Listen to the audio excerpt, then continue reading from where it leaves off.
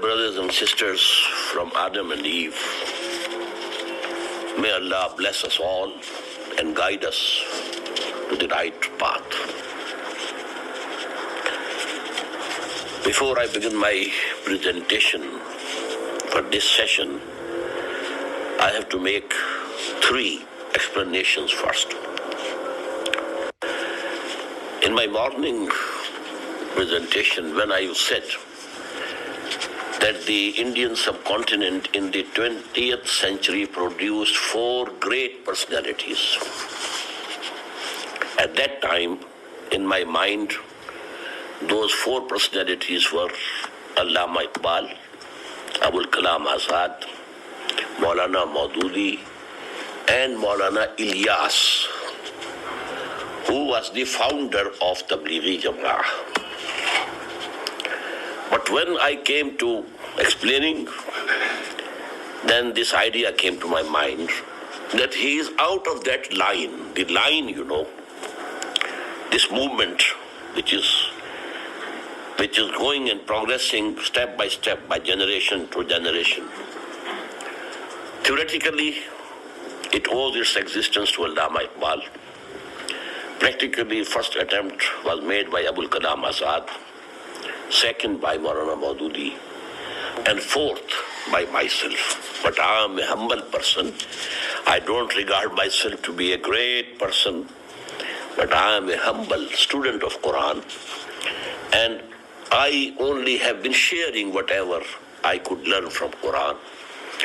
And yes, I want to be engaged in the struggle of establishing Islam as a political, socio-economic system.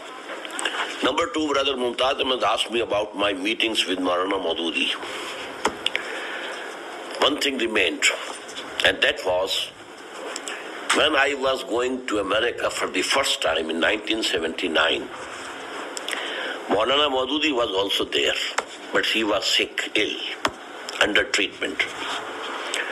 I very much wished to meet him there because my main program was in Toronto, Canada, and he was in Buffalo with his son, Dr. Ahmed Farooq, and they are very close. But he was so sick that all visits were banned by the doctors. So I couldn't meet him.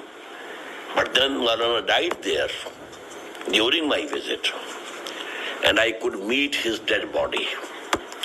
I went all the way from Chicago to Buffalo, and I had the honor of leading the funeral prayer for him. Now the third is the title of today's talk, Islamic Revolution and Contemporary Pakistan versus the prophetic model of establishing Islam as total politico-socio-economic system. Now with this, I proceed. First of all, I want to give you my definition of revolution. What I mean by revolution.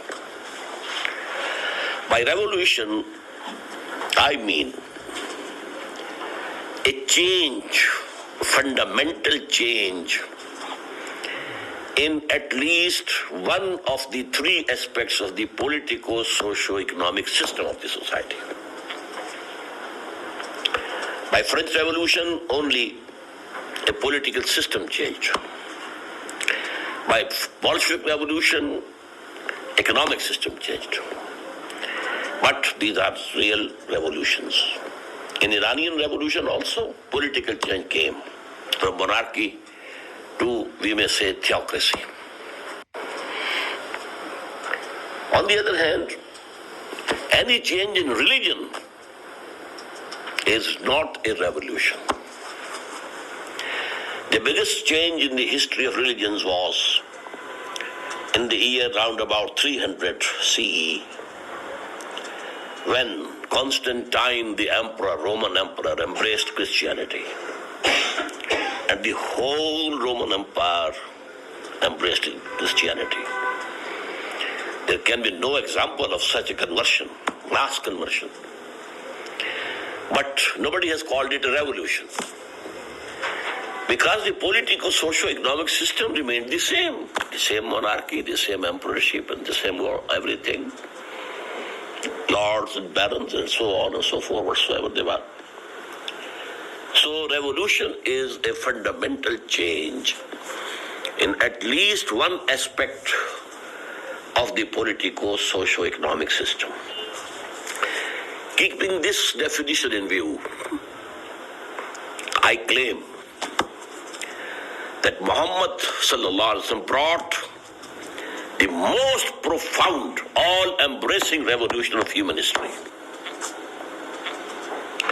There was change in beliefs, in personal behaviors, in value structure, in the social system, political system, economic system. Everything was changed. You will have to make a research to find something that remained as it was. People who were illiterate, very few people could read and write. And that was converted to a nation who became, in the field of knowledge, pioneers and inventors of new disciplines. People who used to keep fighting, and they become so peaceful, so disciplined, obeying a leader. So it was the most profound revolution of human history. And here I want to give you some witnesses to that. Number one, brothers might appreciate it, M.N. Roy, a Bengali Hindu, a communist. And he was the member of the Communist International, holding a high position. He delivered a lecture here in Lahore in 1920 in Bradlaugh Hall, in which he said that the greatest revolution of human history was brought about by Muhammad. This lecture of his is still published in India, Mumbai, under the title Historical Role of Islam, M.N. Roy. I gave the testimony of H.G. Wells that it was Muhammad who for the first time in history established a society based on the principles of human equality, fraternity, and freedom. And lastly, I gave you another testimony from Dr. Michael Hart, the author of The 100. It was published, I think, in 1978 from Manhattan. And he gave the subtitle of his book, A Selection and Gradation of the 100 Most Influential Personalities of Human History. First, he selected 100 names who had changed the course of history. And then he gave a gradation. Who was the maximum one who changed brought about the maximum change? And then number 2 and number 3 and number 4.